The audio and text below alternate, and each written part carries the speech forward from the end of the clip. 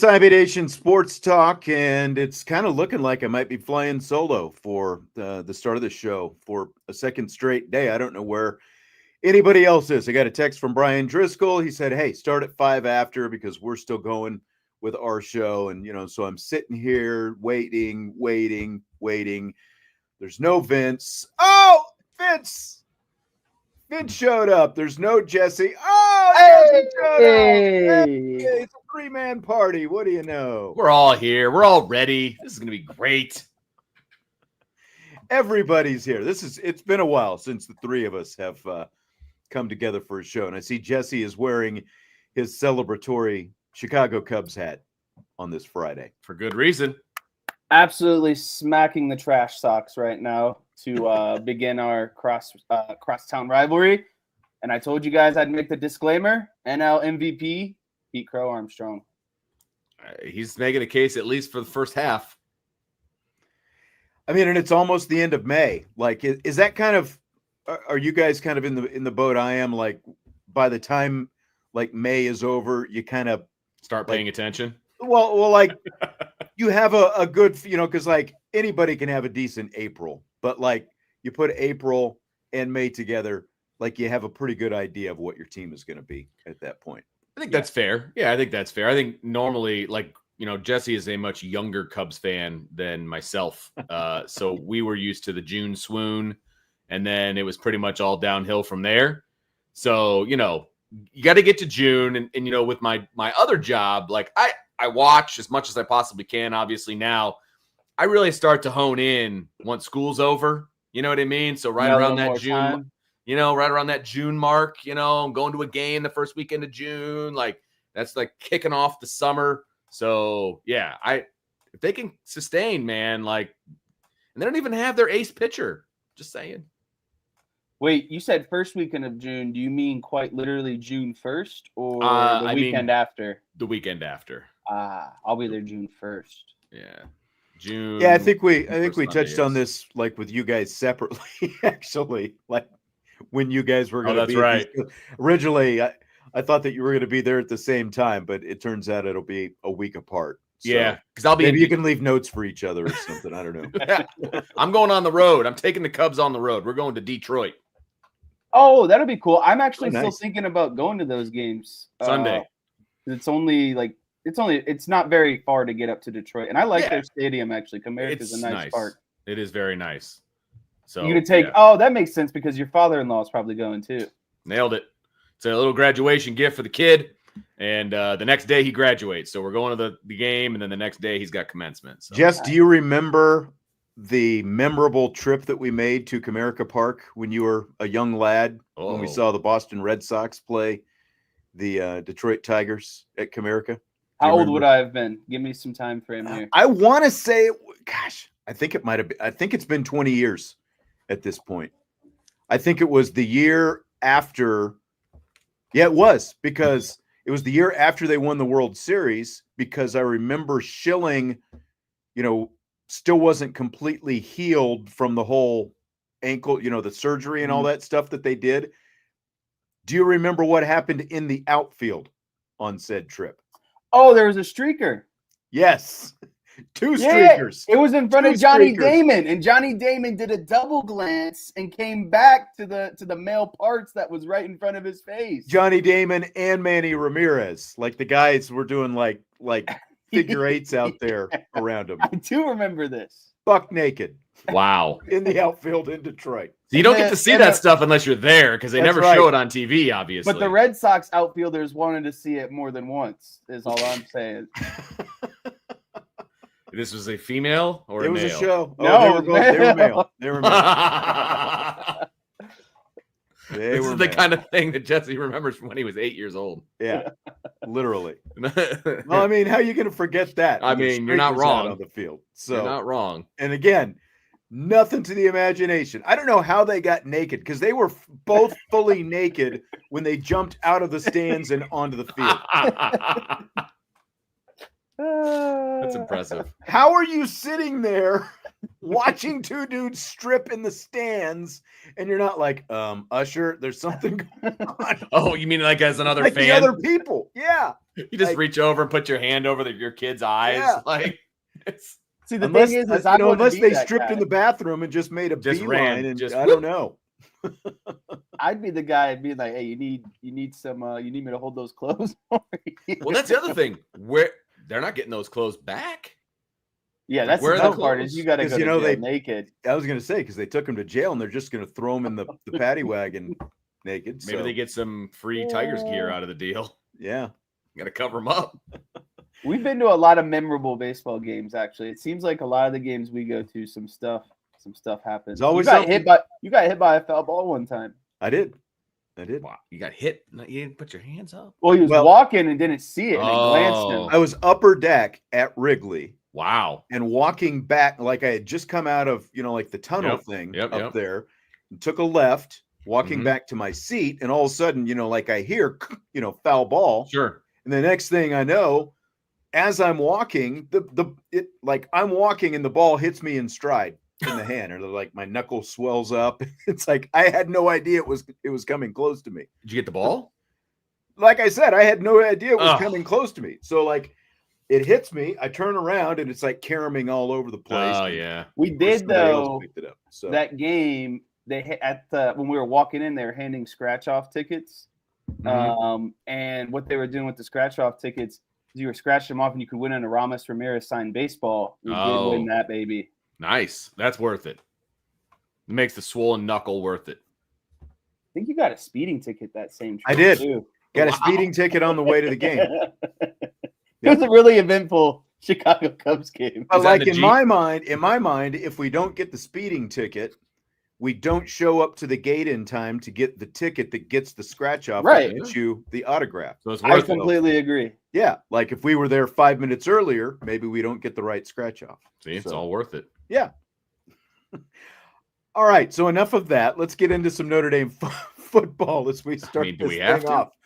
I know there's like a Vince million is wearing a different ways. Hawaiian shirt. I can't. Vince, do have you anything. seen any streakers in your life? Not live. I mean, outside of my 5 kids, when they get loose like out of the bathtub or something. But other than that, not in public. Just wait, Jesse. That's your future. You just see because kids are slippery. They get loose, and it's like Right. okay. All right, so the Athletic took a look at each of the college football playoff teams from last season and gave each of them a stock up or stock down grade. They put Notre Dame in the stock down department. And now I should say, to be fair, like they said stock down, but they did qualify it and say slightly down. Okay. But the first reason that they listed is inexperienced quarterback, of course, not surprisingly. So Sure. let's start with this. Why are you either confident that the quarterback won't be an issue, or why are you concerned that he will be an issue going into this season? Yeah, I'll take this one lead off. I don't think this will be an issue because the Notre Dame offense still has one of the most prolific running back rooms and overall running game in the entire country. And so even if things aren't going, well for CJ Carr in the passing game, I still believe that they can fall back on and rely on their really strong run game and offensive line that is going to be even better than what it was last season. So you just need CJ Carr to be serviceable in the pass game. Just do like what Riley Leonard did last season. CJ Carr can do. I don't think he can do much worse than that. And they went to a national championship. Now, the counter to that would be, well, Riley Leonard made up for some of that production with his own running game, right? And so someone is going to have to offset what Riley Leonard did in the running game last season. And I think Jeremiah Love is going to shoulder more of that responsibility. And I think Jadarian Price is going to have is going to have an even better year than last year. So I'm not worried about it because they have one of the best trenches and backfields in all of college football that they can rely on with a young quarterback. I agree with everything Jesse said, so I'm not going to retread the run game because I agree with it. I think that's a great answer. I will add on to the fact that I am confident first of all, let me back up. I'm fine with them saying stock down because quarterback's a question mark right now. Yeah. And that's fine. I have no problem. At first I was like, it's national media. They don't do their homework. They have no idea what they're talking about. But you are inserting a kid, whoever the quarterback happens to be, with no experience, zero experience, right? So I don't have a problem with them saying stock down, whether it's slightly or otherwise. I really don't. It is up to Notre Dame to prove them wrong, and I think they will, but I'm fine with them saying that. You can't look at last year's team in 2024 going to the national championship game the way they did, the way that Riley Leonard just willed them to that game, the way that he did. You can't say, well, he's gone, they're going to be better. Like, I'm fine with that, right? So I am confident, though, that whoever the quarterback is going to be just fine. A lot of that has to do with the running game, like Jesse said. A lot of that has to do with the fact that the O-line, like the commenter said, is going to be better, I think, this year overall. There was a ton of experience gained by the O-line last year, right? So I think they're going to be able to protect him better. And I've seen enough of both Kenny Minchie and CJ Carr to think that if he gets protection and he gets time, right, he's going to be fine. And that run game to lean on. Correct. Yeah. So they're still going to push the ball down the field. They're going to be more of a prolific passing offense than they were last year. And I think the run game is going to be better.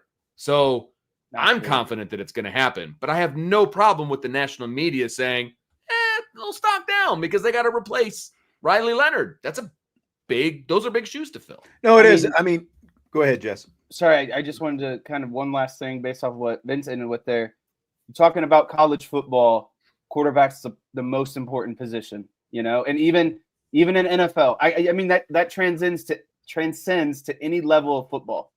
The quarterback is the number one position, right? And so if you don't have a definitive answer at quarterback, there is going to be question marks around what your team can and can't do. So like Vince was saying, it's completely fair.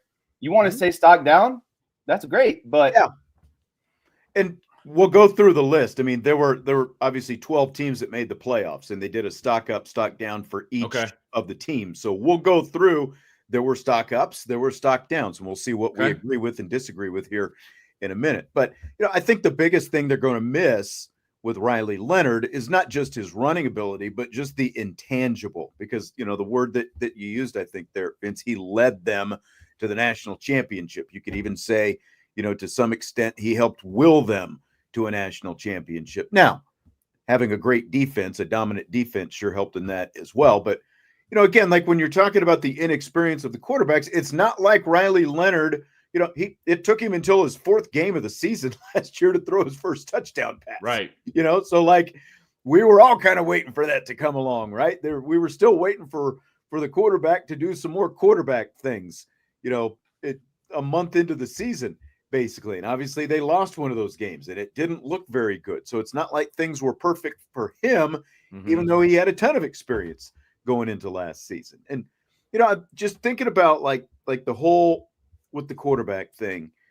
With most quarterbacks, especially guys who haven't, started before, haven't played much before, there's like one or two things that we focus on, or maybe obsess over, that they've got to overcome. Like if Steve Angeli would have still been here, what would we be talking about? We'd be talking about the fact, well, can he throw it deep? Can he throw it downfield? Because virtually everything that he threw is within 10 yards of the line of scrimmage.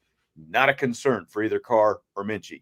Check that. That's not something that we would be obsessing about. Now, the mobility thing with Steve Angeli, we would be talking about that more. And, as that pertains to the offensive line, because of the things that Riley Leonard could do with his legs. Now, obviously, Carr is not going to be the runner that Riley Leonard was. Minchie is more the runner, but both of those guys are more than mobile, and both of them also have a better feel for the pocket, and like that's the thing with Carr.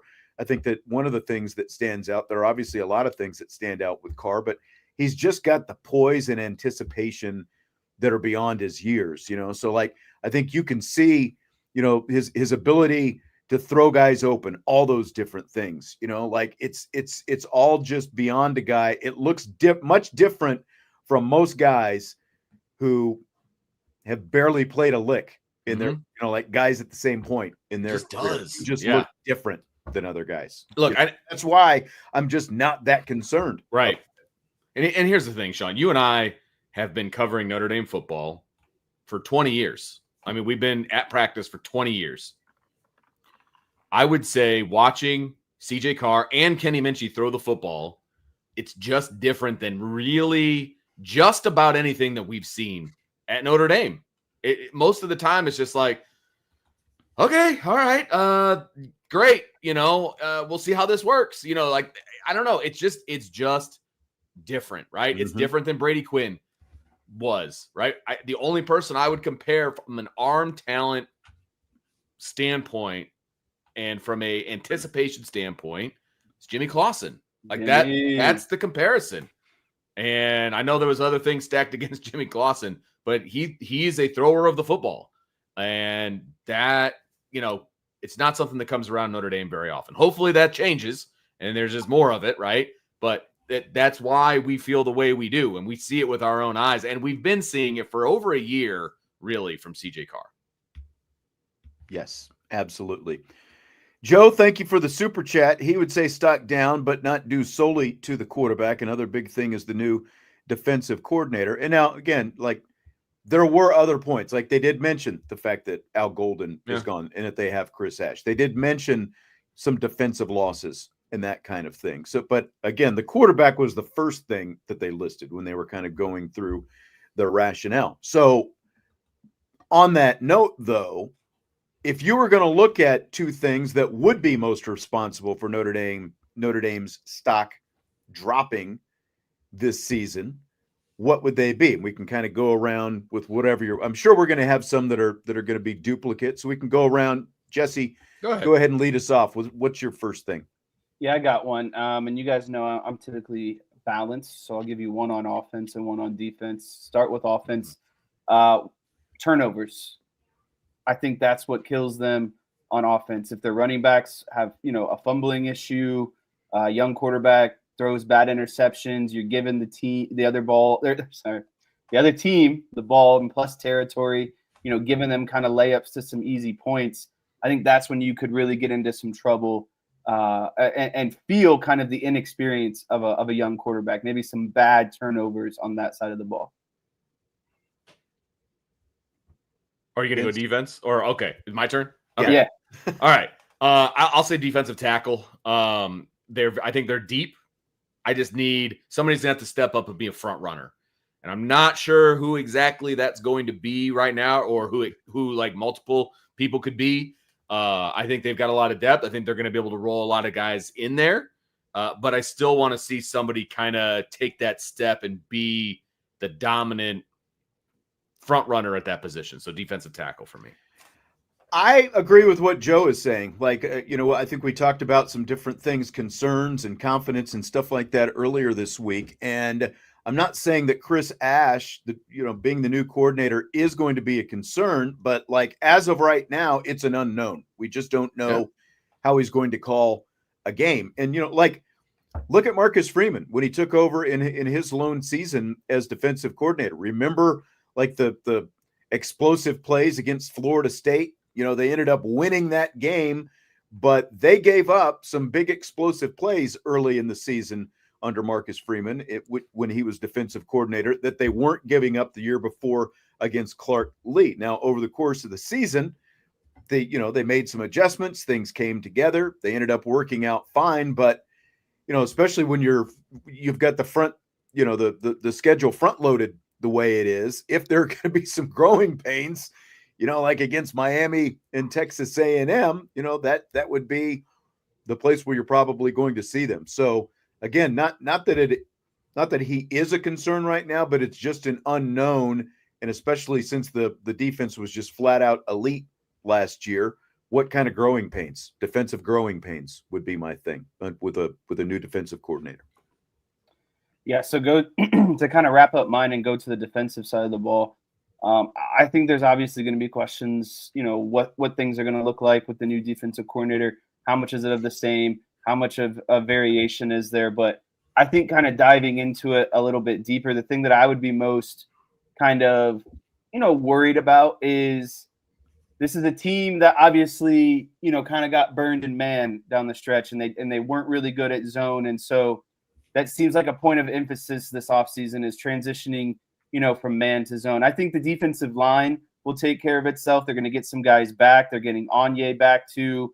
I think they'll be really solid. Linebackers, they're going to be elite, in my opinion. I think you have 3 to 4 potential NFL linebackers on the field. I'm not really worried about the corners, and I'm not really worried about Adon Schuler. I'm worried about who steps in and plays that free safety role. Obviously, Xavier Watts is a huge loss. He's All-American, the interceptions. So who's creating those turnovers? And then more importantly, to go back to my original kind of dialogue is, if you're transitioning from man to zone, that means more involvement from your free safety. He needs to be a ball hawk.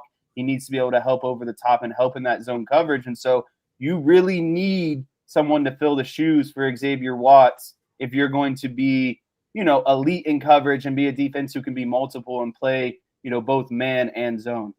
Yeah. And I mean, like you say, transitioning from man to zone, they're going to play more zone, but I think you're still going to see a lot of man concepts out of them. They just need to be better at zone, because when you have a matchup, when you have a matchup against an elite team like Ohio State with those elite receivers that they've got, and it's shown that they are, they just basically eat up man-to-man coverage, you needed a different changeup, something else that you could throw at them, and they just weren't able to use zone nearly, effectively enough in that kind of situation. So you can't find yourself in game 16 needing to play zone and not being able to play zone. So, or not have an All-American to try to help you play in zone. Right. Was a very long-winded answer. I'm going to keep it pretty short and sweet. I mean, it usually is with the young up there. Hey, I'm good. So. I thought it was a great answer. Listen, I've been suspending kids and talking to kids all day. I'm good if you want to take the reins here. So I am going to say the wide receiver position as a whole. I think there's a lot of potential there. I think we've seen flashes from Greathouse. We've seen flashes from Faison. We've seen I wouldn't even say flashes from Fields. We've seen him do it, but for a different team, right? I just need to see all of that come together and be just a consistent unit that can make plays on a consistent basis. That hasn't happened from the wide receiver room in a long time. And I'm not saying it can't happen. I'm saying if their stock is officially down, I think that would be a reason that they just don't gel, that they're just up and down. They're not consistent. They're dropping balls. They're not getting open. They're not, firing off the line. Like all the things that we've complained about over the last 5-6 years when it comes to, the wide receiver position, can that happen this year? Are they going to be 6-7 deep, this year? Who is that going to be? How are they going to step up? Can those front runner guys be front runner guys? We think they can. We think they've got the potential to do it, but can they? They're going to have to. They're going to have a better ball coming to them, right? Well, and that's what I was going to say. That's what I was going to say in response to that. Like, sure, we've been waiting for several years, and there's always been questions about the receiving core, and we've been waiting for it. And it seemed like they had a pretty good group last year, and it really, again, took until the end of the year for things to really, start flashing and showing themselves. But I just feel like, because of who's going to be throwing them the football and the way they throw the football. Like we haven't seen a guy with the ability to throw guys open like this in a while either. Agreed.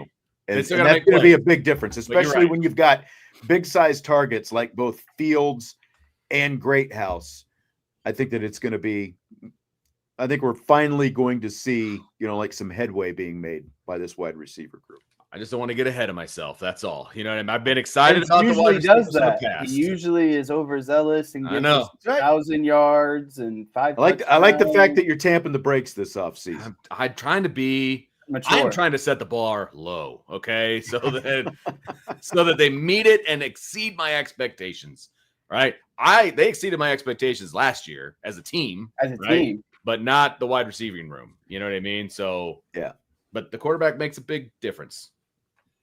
My second thing is just offensive line. And again, I don't think it's going to be a concern, but if this offensive line is not the unit that we expect it to be, then that would be the reason that things break down. Because like going back to what I was talking about with the quarterbacks, if the offensive line is what we expect that it's going to be, both from a run blocking and pass blocking standpoint, I have no concern about a first-time starting quarterback back there because of the things that Jesse started off talking about, because they're going to have such an effective running game and they'll be able to play off that. It's going to do nothing but help the quarterback. And, like the pass protection thing is where they've got to get better compared to last year. And as we've talked about before, Riley Leonard's legs was, they bailed Notre Dame out of some issues. Yeah. Because of the fact that he was so good, running as a runner of the football. And are they going to be better as a pass protection group this year? I think if they're not, then that would be a big reason that Notre Dame's stock would fall this season, because it's going to affect everything. Okay, so here's where I'll go ahead and go through all 12 teams. Again, this is from an article in The Athletic. They did stock up, stock down for the 12 college football playoff teams. This is interesting. So they went stock down, again, to different degrees. Ohio State, Notre Dame, Boise State, Georgia, Oregon, and SMU. Now, the common denominator for most of those teams is, I think, Boise State and SMU are the only two teams with returning quarterbacks. Mm-hmm. Stock up, Penn State, Texas, Arizona State, Clemson, Indiana, and I want to make sure I've got this right. I think Tennessee's stock is actually down. They're in the stock down. I was going to change that one. So that was going to be one of the ones I had a disagreement with. Yeah. Sorry about that. That's all right. I put them on the wrong spot. So Tennessee is also in the stock down. So stock up, Penn State, Texas, Arizona State, Clemson. Gosh darn it. Indiana's in the stock down as well. You're taking all the ones I was going to have a problem with. All my ammunition.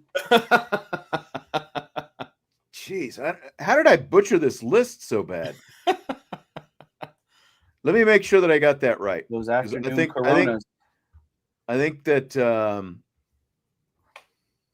Indiana is definitely down and Tennessee is definitely down. Man, okay. I butchered that though. So now you probably guys don't have anything that you want. I still got some ammunition about this. Yeah, I've got ammunition as well. Okay, so any disagreements with this? Do you want to go first, Vince? Yeah, I'll be fairly brief. I know there's a lot of people that are really high on Arizona State, and I don't know how they're going to do better than they did last year. That's just what I'll say. And whether that puts them in the stock down category or not, I feel like they're the stock even category. Like I wouldn't put them in stock up. Are they going to do better? They're going to make a run in the playoff. Like I just don't see that happening. Well, they were also benefited with the auto seed, correct. 100%. And so they really should have finished outside of the top 10 and they could benefit again this year. I mean, it's still the 12-team playoff this year, so they could benefit from that again.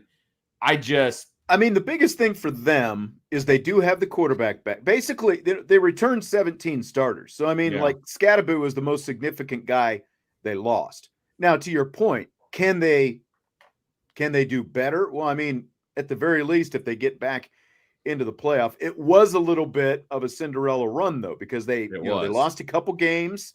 Then they had to win out at the end of the season. Then they get to the Big 12 championship and they get the auto bid and get into the college football playoff. That was the only way that they were going to get in, is if they win the Big 12, So, it is legit to at least say, hey, you lose a couple games again. Like, are they really good enough that, because of what they did last year, are they going to be good enough to run the table in the Big 12? Probably. Yeah, I still think that's going to be tough. I like their infrastructure. I like their head coach. I'm just not prepared to say stock up. You know what I mean? They're in a similar category as like IU is for me, but I still think they have a little bit more firepower. So I just wouldn't put them in the stock up category. That's the only one I would change. You can go stock up for Penn State. I'm fine with that. You can go stock up for Texas. I'm fine with that. Hold on. You'll get your turn. As far as the stock downs, who I would change, again, I'm not going to change Notre Dame. I'm not going to change Ohio State, because if you say stock up, that means they're going to win another title. Like, it makes sense that they might fall back. to the pack a little bit. They lost more than Notre Dame did. Right. Yeah. So I'm fine with that one. You know what I mean? I'm fine with Boise State. They lost a generational player, right? And Genty. And your Boise State. And your correct. And your Boise State. Now they're competing to be the group of 6 team, but still you lost a generational talent who was your team last year. No matter what anybody says, that was your team. I think SMU could be in the stock up category. I kind of like what SMU is doing. I also like the league that they're in to continue to do well. I would move them to the stock up category. The other ones, I'm fine leaving them where they're at. But SMU, I think I would move. Go ahead, Jess. Okay, here we go. Stock down. Ohio State, that 100%. You're losing 2 NFL running backs, an NFL quarterback, several offensive linemen, defensive linemen, safety. Like their whole roster was basically NFL draft picks. So got to go stock down. Notre Dame, sure. We've already kind of hit on that. Boise State, like Vince said, you're losing Genty. You're still Boise State at the end of the day. I'm not necessarily sold on Georgia being stocked down because I still think they lost a lot too. And but you also got rid of Stetson Bennett, and you can move on from him and actually play a real quarterback. He was the answer. Are we going to call Gunnar Stockton a real quarterback based on what we saw from him? I mean, he was kind of thrown into things, late into the season in some high leverage. They have 13 players drafted though, so they lost a ton of talent. But don't they every year? Well. I know.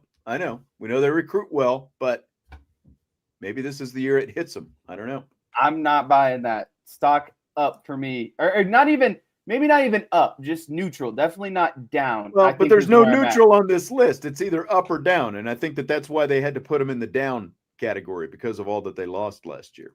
Okay. Oregon obviously lost a good amount as well. There's a lot of change. I didn't realize you were going to go team by team and give us a synopsis of everybody. Well, we're going quickly here. SMU also agree with stock down. Now we're in the stock up category. Texas, your Archie Manning, going to be great.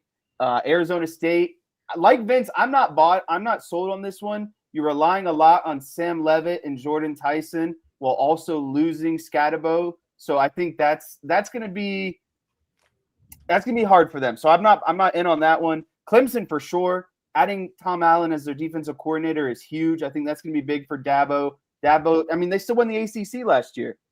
Indiana and Tennessee definitely down. I think Indiana is going to have a very mediocre year. And then last but not least, Penn State.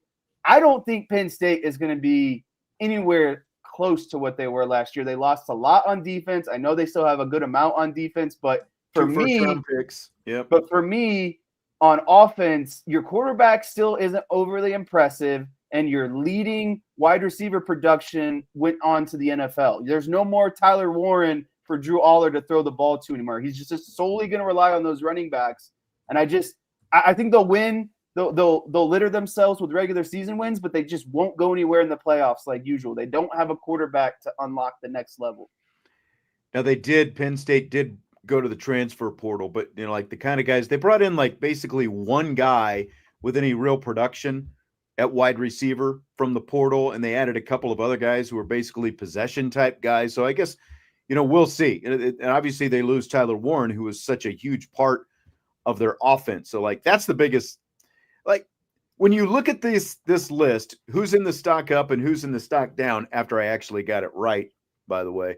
Stock up, Penn State, Texas, Arizona State, Clemson. The only 2 teams in the stock down department that return their quarterbacks are Boise State. I think obvious reason there because they lose Genty, and SMU. Everybody else lost their quarterback from a year ago. So I have a hard time, though, with Penn State putting them in the stock up department. And I know that Texas is really talented as well.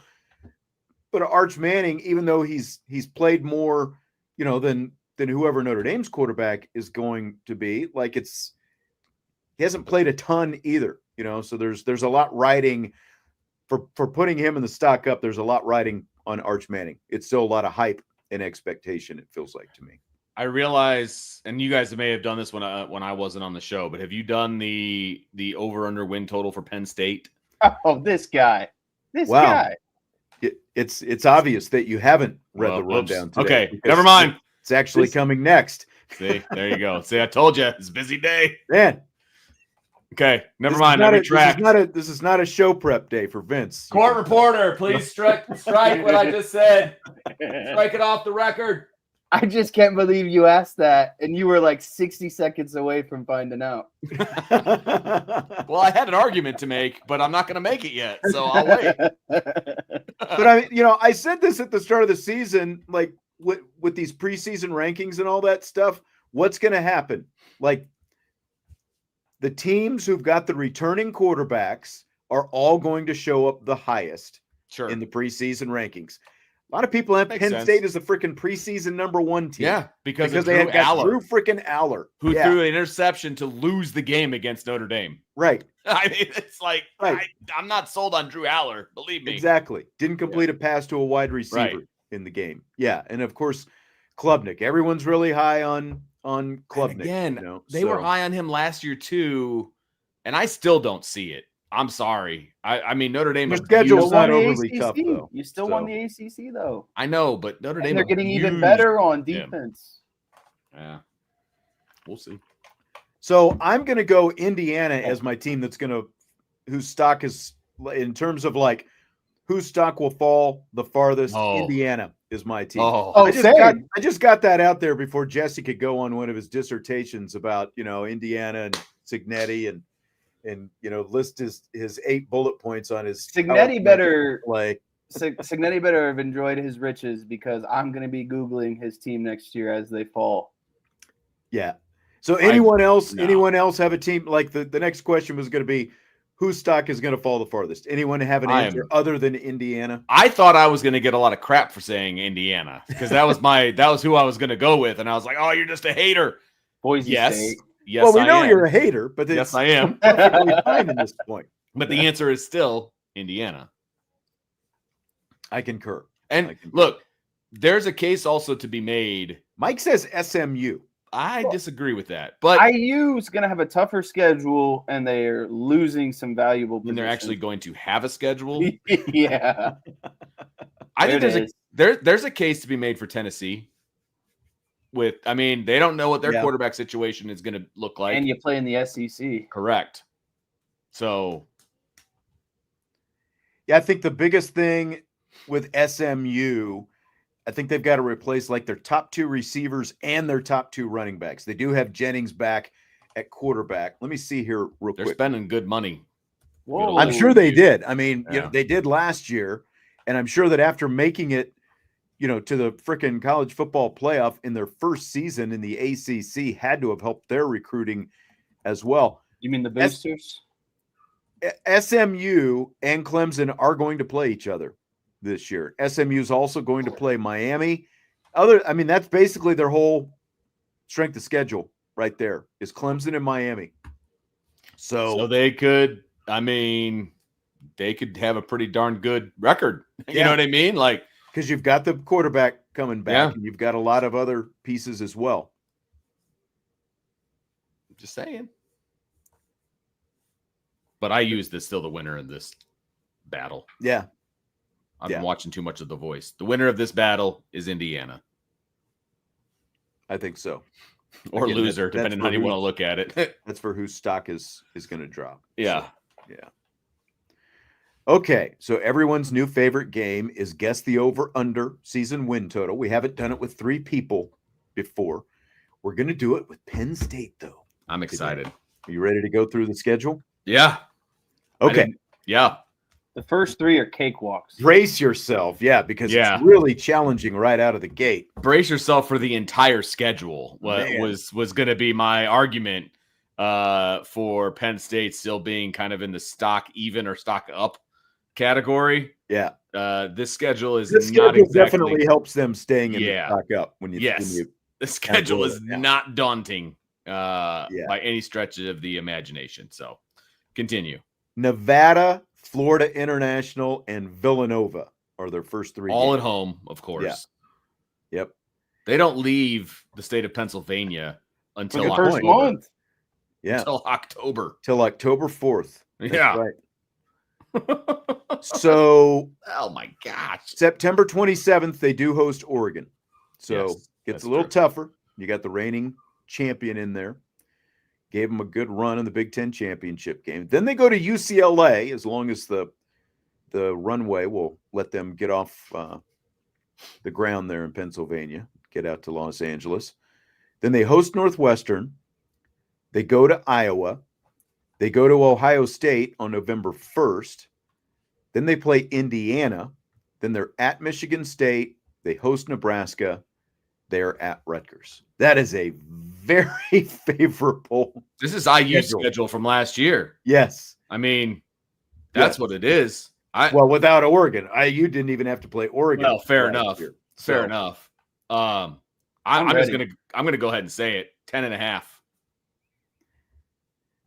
I'm kind of in that range as well. I'm sitting at like 9.5 or 10.5 or what I'm sitting at right now. Jess, what do you think? I'm tempted to say 10.5, but I'm not gonna fall for it. I think it's gonna be 9.5.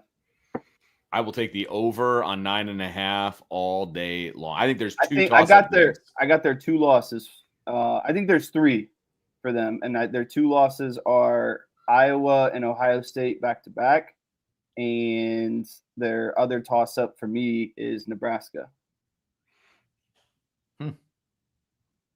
Believing in Nebraska, huh? And Iowa, for that matter. Iowa's always tough, and at Iowa, they're at least going to put a good defense on the field later in the season. So you would hope, 8 weeks into it, they'd at least hit. Iowa is good at understanding who they are as a football team and playing to their strengths. And so by the end of the season, they always return a punt for a touchdown or block a punt for a touch. Like, there's just always, I call it their voodoo magic. Yeah, but they also still don't have any offense. Like, I believe in their defense, but they just, show me you can score some points. And their season may be over at that point. They may have cashed in their chips. Hey, it was my opinion, all right? Okay, hang on to this question for Tom. I haven't submitted my Okay. You're right, you haven't. So Vince is 10.5, Jesse's 9.5. I'm in at 10.5 as well. I think 10.5 is going to be Penn State's over under. They are. Listen, if it's 10.5, it's plus money. I will predict the future in that we will be complaining about Penn State and their ranking all season. Yes, because they will be beating up on crappy teams all season long. Right, and they will not belong in the top 3. Because we'll actually watch them with our own eyes playing, and be like, because they've got 3 games of any substance. It's correct. Really 2.5. And so, what are your 3 games of substance? Ohio State, Oregon, and what would your third one be? That's a great question. Let me look at this. I think they have 2 games of substance. Yeah, it really is 2 games of substance. We're all going to be like, how is Penn State ranked ahead of Notre Dame? Remember that argument from last year? Remember when the Big Ten expanded last year and they were talking about they gave all these schools the option to keep, rivals, to make sure that they were protecting rivals on their schedule. Remember Penn State was like, we've been here for 30 years. We have nobody that we care about playing. We have no rivals. We want an easy schedule. Ohio State and Michigan want each other on the schedule, right? Exactly. And obviously Michigan and Michigan State also want to be on the schedule. Penn State didn't select anybody, so they just get whatever the Big Ten throws at them, and that's why you get an easy schedule like this. It's unbelievable. I used on the phone, be like, "Hey, how can we make this happen every year?" Yeah, that's right. So I'm going 10.5. 10.5 is my pick for Penn State. What do we got? We use FanDuel on this, and it is 10.5, baby. Yes, baby. 10.5 odds. Minus 110. I'm guaranteeing it. Over is plus 134. Thank you. Over. Yeah, the over. Yeah. Well, if you think they're going to win 11 games. I don't think they're going to win 11 games. I know you don't. I'm just saying the over is plus 134. Well, you said you were pointed. It was a pointed comment. All I said was, before he said it, I said if it's 10.5, it's going to be plus money. And that's what it was. The under is minus 164 for Penn State in the 10. So why isn't it 9.5 then? And over is the minus money. It's pretty You good know what I mean? disparity there. It's like That's they what I really mean. they obviously think that it's going to be under. That's one of the few times that I've seen, like they want where you get Penn really State good odds. fans to Yeah, take they're the over. daring. Yeah, they're daring Penn State they're fans. throwing that bait out there, They're baby. just Yep. dangling it. Because It's every all Penn there. State fan is jumping on that. Oh yeah, 100%. Oh, we're gonna go undefeated. yeah. Bring the schedule. Throw it in. So Tom asks, if Penn State loses to both Oregon and Ohio State and sits at 10-2, do they get into the playoff? Depends on what the format is this season. Well, the format's going to be the same. It ain't changing. It's what it was this past season. Format's not changing until next year. Right. Oh. So the answer is going to be they will be in the discussion for sure. Now, they could be the third best Big Ten team. And if they're the third best Big Ten team, they'll get in. But there's also a Big Ten championship game still. And Which if they won't have to be a part of. Well, at 10-2, they might. They might, but they lost to two Big Ten teams. So I don't know that they would be. You know what I mean? It's possible.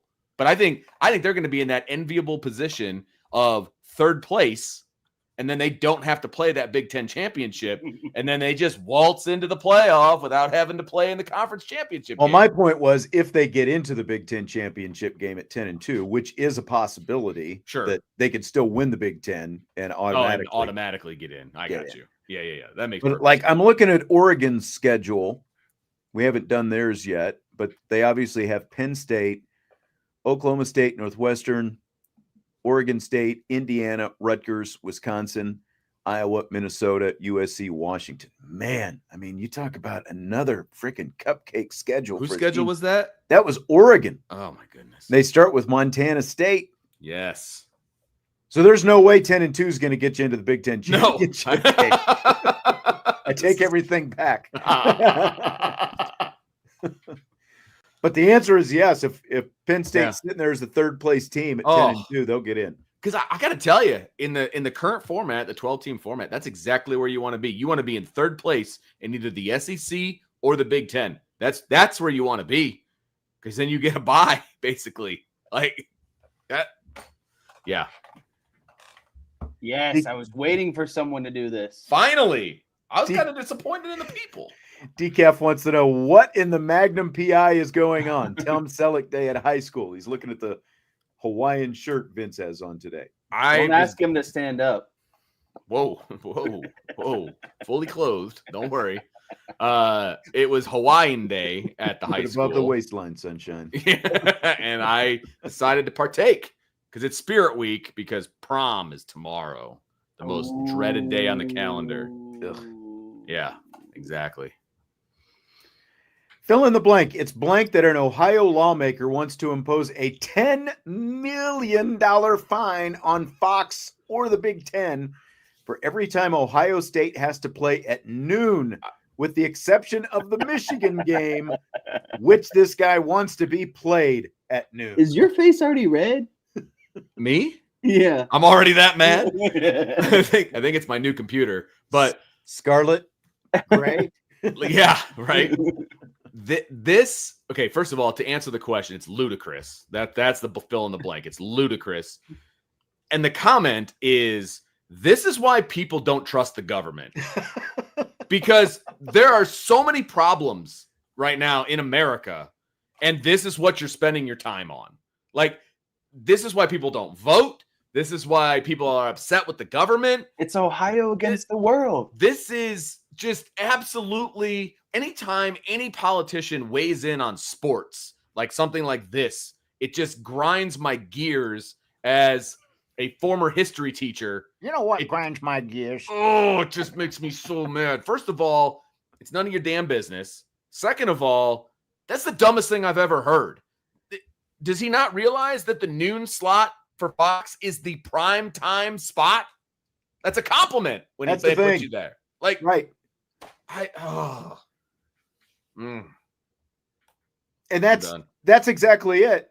You know, and it just goes back to, I mean, how long has it been since they all signed the TV contract? And, you know, like, does Ohio State get to, like, give back the money to Fox?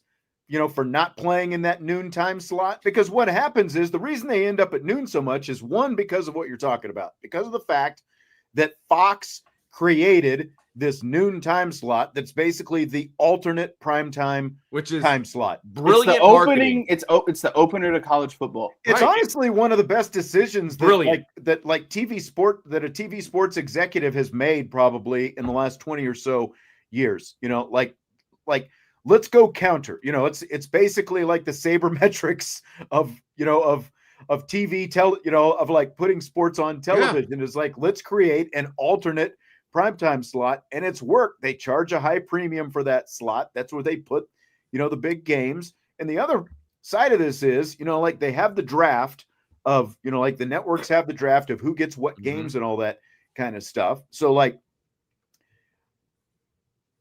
if you're Fox, I don't want to say you're stuck with the Big Ten, but you're doing Big Ten games every week. So if Ohio State ends up on, like CBS in the 3:30 time slot, or they end up in NBC, or like, let's say it's Michigan against Michigan State in the NBC primetime slot. Well, Ohio State against Maryland, I'm just, like pulling names out here. That same day, Ohio State, Maryland is probably going to be the noon game. Because, like, if you're Fox, who else do you want? It's like if Fox was televising Notre Dame games, you want the biggest brand in that slot if you can get it. So even though it might be a garbage opponent that they're playing, they're going to put them there because, like, that's just the way it is. You should be happy about it, because the other thing is not only are they complaining about noon games, but they also don't want to play night games in November, in Ohio, in Michigan. So go figure. But they'll all keep cashing their checks from the TV networks in the meantime. Exactly. Like, again, this idiot doesn't know what he's even talking about. Like, it's unbelievable. My word would be comically delusional. Nice. I like it. Get some time to think about it. And the reason why I would go comically delusional is a lot of what, you guys were just speaking to. But the main thing for me in this, or maybe the main thing that I could add to this is, it's just the reason why it's so delusional and almost hypocritical is, so you're only good with the noon game that services you or benefits you the most. Right, exactly. But the rest of them can just go F off and be like, we don't care about those ones. Yeah, exactly. Right. So it's like you just get to pick and choose which one matters to you, And so because that's going to be the tradition and the one that makes all the money and the rivalry and all that stuff. So it's hypocritical and like I said, it's delusional. But to kind of bring home what you guys were saying, like for me, ideal college football game or college football Saturday, boom, great game at noon. Notre Dame at 3:30, or we'll call it 3:00.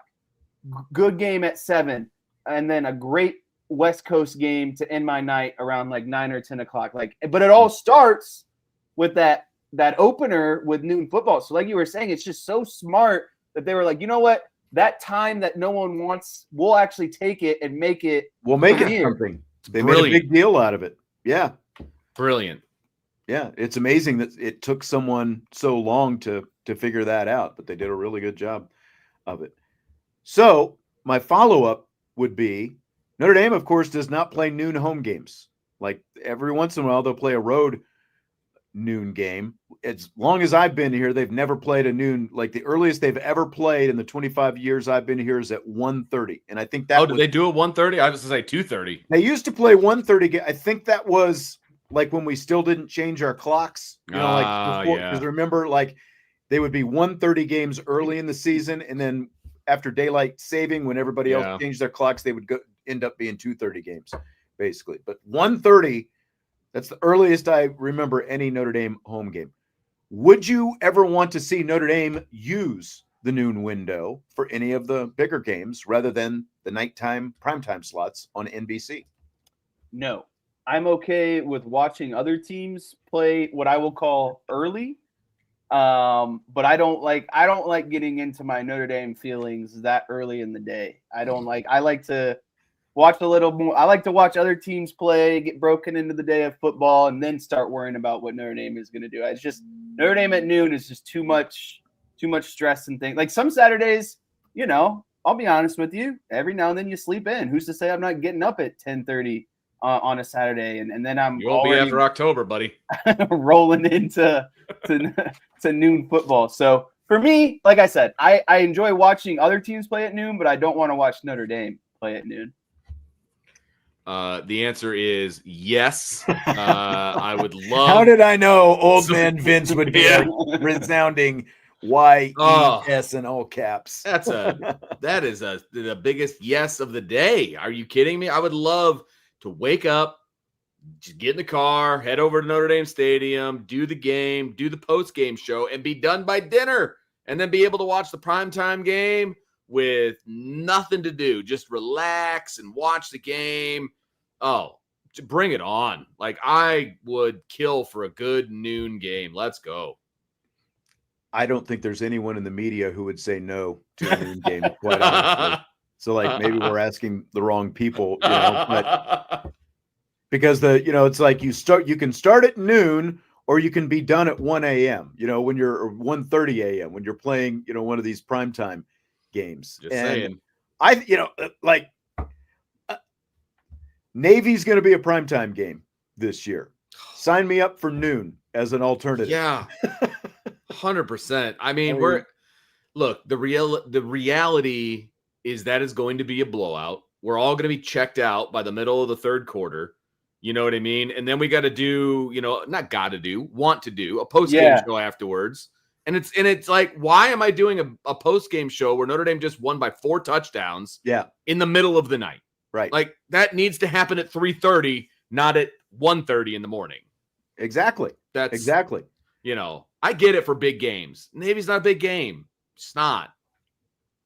Whoa. And even if it's not Navy, like Clemson's obviously going to be coming here every other year for 12 years, So, like, do your own counter programming if you're NBC and Notre Dame. Right. Like, pick that, put that game on, put Notre Dame and Clemson on at noon. Kick off the day that way. Get some buzz going early in the day. I love Eggs it. and eggs, people. Get off your butt and get out there. So I'm going to be that guy. You can still tailgate and drink, throw your shots down after the game. Come on.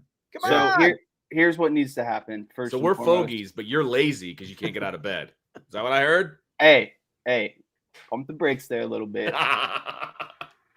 That 5:30 alarm has been going off a lot of I'll days. be an old fogey all I want. Oh, man. yeah. There's a big difference. I'm going to be the guy here where, there's people who Notre Dame, they don't play well in the green jerseys. They don't play well in the white jerseys. Here we go. They don't play well at noon.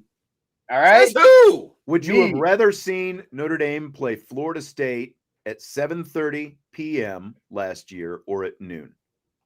Well, preseason where there's no record, 7:30 p.m. You can't bank on Florida State being bad. But this is also where if they held off on announcing those November game times, you could make that adjustment if you wanted to. Now, granted, NBC's got other stuff, and they're like other things that they televise. Or God forbid we give me that push the horse racing match or race or whatever at noon for Notre Dame football. Exactly. I can't. One noon game a year. One nooner a year. You'll get it as a road ACC game at Clemson, at NC State. I want a home game. Give it to me at home. You're right, Chris. They don't play well in those stupid navy blue uniforms. The Cowboys aren't navy blue. I wish they would get away from the navy blue and just go back to the old Staubach era, the royal blue. Just wear one color of blue. How about that? Can we at least agree on one color of blue? Oh, boy. The stripes on the sleeves on the white jersey are royal blue, but when they wear the actual blue jerseys, they make them navy blue. See, that makes sense. I agree. But to get back to the original question, the young people love the night games. All right. It's fun when football is played under the lights. Olds buy the tickets. Hey, but the young people will be buying the alcohol at the stadium this year. You just wait till you're married. You just wait. You're going to get old real fast. Okay. All right. I want to go to some heady stuff here. Bill Belichick. This is heady. And in the wake of his now infamous interview, what's it been? Almost 3 weeks ago now on something CBS like that. with his girlfriend, his 24-year-old girlfriend, Jordan Hudson, chiming in from the wings of the interview. A lot of people have been speculating as to whether or not Belichick will even coach a game at North Carolina. One game. Scale of 1 to 10. What chances do you give him to coach the Tar Heels when they open up the season against TCU? I think it's still a 10. They've got way too much money invested in him, way too much into the program. Yeah, she's a loose cannon, no doubt about it, but I don't think it's going to prevent him from coaching. So I will say 10. I think that's some of that's clickbaitish. Yeah, I'm still a 10 out of 10 as well. You still, you made the move. You have to stand on it and at least see it through for a season. And for me, the number one thing is it's still Bill Belichick at the end of the day. One of the greatest. He's going to go down. He's going to be in the NFL Hall of Fame as a head coach. He's going to go down as one of the greatest NFL coaches of all time. How could you not roll the dice on at least 1 year of Bill Belichick? It's like when some of these teams, whether it's the MLB, the NFL, NBA, when you have a top 5 pick, a lottery pick, and you kind of have to roll the dice on a guy who, has a couple things going on in his background in his life, right? Like, he's got something going on. Maybe he failed a drug test or maybe, he punched someone when he was drunk like Johnny Manziel did. Like, there's stuff that comes up, right? And there's always going to, not always, but with certain people, there's going to be background noise. But let's just simply put it, when you're talented enough or you're skilled enough, it doesn't matter because it comes down to winning football games. And if Bill Belichick starts winning football games, no one will care about who his girlfriend is and how much she's showing up at the facility. Right. Like, what I don't get for people who think that, it's, his days are numbered, it's going to happen, like what has happened in the last 3 weeks that would change North Carolina's mind about Bill Belichick's ability to coach a football game? Nothing. Like, the only thing that's been proven, I think, in the last 3 weeks is that Jordan Hudson doesn't know nearly as much about being a PR person as she thinks she does. Like, she might be able to run a social media account and, put some pictures up, on social media, because, again, like, by the way, like, did you think that when you do that after the stuff that he has said about social media in, previously, like, that no one was going to mention that in the interview? But apparently so. Interesting, though, that Jim Phillips, the ACC commissioner, he was asked, of course, about Belichick when the ACC had its meetings this week. Here's what he said, though. ESPN ran to us before we could even run to them in regards to televising more North Carolina games. It's a great thing for ACC, a great thing for North Carolina, and we're all following the massive coverage that Coach Belichick draws. And, because everybody wants to watch a clown show, man. That's right. Like, just look at the Dion thing 2 years ago. Yep. I realized there were some slight differences, but everyone, like, that first season, man, they won freaking 4 games. But like, Dion was the talk of college football all season long, and Belichick is going to be the talk of college football, like it or not. And oh, by the way, he also has a $30 million buyout. So do you think that the North Carolina is just going to eat that without even one game coached? Right. Right. Not a chance. Because Jordan Hudson has caused a stir? Not a chance. One has nothing to do with the other. Correct. And now, we can talk all day long as to whether it was a good idea for Bill Belichick to get back into coaching at the collegiate level, and we can have all of those conversations, and we can talk about what we think North Carolina's record is going to be. Sure, that'll come up at some point. But as far as him, them getting rid of him because he's got a crazy girlfriend who's 50 years younger than him, that's not going to happen. I don't think this is a great swan song for him at the end of his career. No. But, I mean, he's going out in flames, baby. He ain't going down quiet. I'll tell you what. Give him credit for that. DCAF said, Brady made him great. Let's not kid himself. All right. We don't have time to go into this. That's all. You could do a whole show on that. You could do a whole series on that. Where do you stand on that one, Vince? I would say 60-40 Brady Belichick. See, I'm still gonna go 50-50 because Bill Belichick still had to get. I mean, let's not kid ourselves. Tom Brady wasn't a number 1 overall pick. He still had to get Tom Brady to a certain level. I think Bill Belichick probably did a lot of the legwork the first half of the relationship, and Tom Brady did a lot of the legwork the second half of the relationship. And I think that's a good way to kind of leave it. Sean? Was Tom Brady going to get the same opportunity in another organization that he got? It was a perfect Mentoring, marriage. It was a coaching. perfect marriage. Right. And so you can't just say it was all Tom Brady because Bill Belichick is the one. He's the Patriot way. Like, that is Bill Belichick. He is the Patriot way, right? A lot of those players were plug and play, and there was a lot of different faces, right? And they kept being successful. Yeah. And that's Bill Belichick, right? Now, he had somebody pulling the trigger and doing all the things, right? Because as a coach, you're only as good as the players that are on the field. So that's why I give a slight edge to the player, but the player isn't as good without the coach. I'm not willing to go 50-50, but I'll go 60-40. He gives a slight edge to the player as long as his name isn't Patrick Mahomes. And Vince, I like what Vince just said there. He said it's ultimately the players on the field. I respectively have to disagree. Playing for Vince, it was all coach. Oh, that was not the direction I thought you were going. Yeah, no kidding. That is not the direction I thought you were going. I think the first half of Brady's time there, it was more Belichick. You know, like when Right.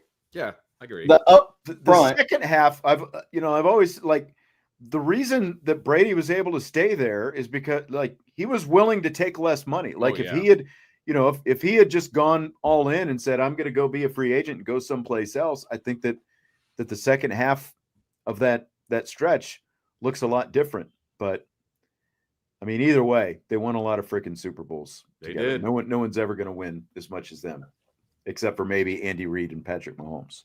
So. Oh, I love it. That's just going to go down.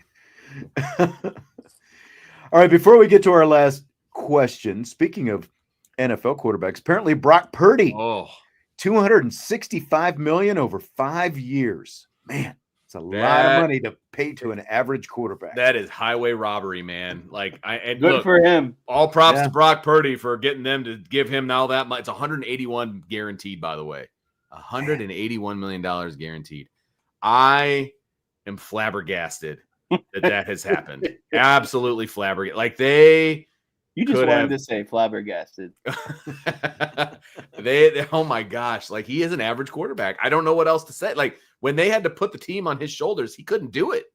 But this is all setting up because the 49ers had a little down year last year, and now they're gonna reload. And they have the easiest NFL schedule of like the last 10 years or something like that. And so what's that naturally going to do? Brock Purdy's going to win a lot of games, and San Francisco is going to be like, oh, we won a lot of games. Good that we played our quarterback. And then I want to see once they get back up to maybe, being the NFC winner, winning their division, maybe and going on a playoff run and getting back into that playoff tier schedule, because how you finish dictates your schedule, right? And so they had a down year last year. They're going to have an easier schedule. They got to reload on some positions. They got to dump Deebo Samuel, right? But like, I want to see they dumped a lot of salary so that they could pay a very average quarterback. Right. And that's the decision that you had to make is you're going to pay him. You got to get rid of some talented players. And so now the question is going to be, is he going to have anywhere near the success after they got rid of some of that? Can he be the face of the franchise? I think that is the question, right? And I say he doesn't know, but and he could be the face of an average franchise. But the 49ers, I know I'm sitting with two Cowboy fans, but the 49ers are not an average franchise. No. They need to do better than that, in my opinion. But hey, they've decided to go that route. We'll see how it pays off, or if it does. Man, Christopher, he's a Cowboys fan, not a Dak fan though. He wants to trade Brock Purdy for Dak. Man, I swear. You do that, then you're looking at a lot of sub 500 teams because Purdy is not the guy who can carry a team. He showed that last year. I wish I could talk Chris off the ledge. Wow. Only thing that's going to do that is winning at least getting to a Super Bowl, I think. Beefeater wants to know the latest on Jeremiah Owusu-Koramoah. Only thing I know is he's out for the season. Yeah. Yeah. That's what I heard. You're in Cleveland, Jesse. Have you heard anything? Out for the season is pretty much it. You're not going to hear anything about him the rest of the way, I wouldn't think. Exactly. I think there was Christopher also wants to know progress on the new football facilities. Have we had a chance to check it out? I mean, it basically just looks like a construction site over there, doesn't it? So I was there on a week ago today. I was on campus a week ago today for Dylan's graduation from college, and they're starting to put the brick up on the outside. I mean, it's moving along pretty quickly. I mean, it's still not supposed to be done until the fall of 26. So I mean, there's still a lot of time to go, but they are starting to put up the iconic, Notre Dame brick along the outside. So they're moving right along.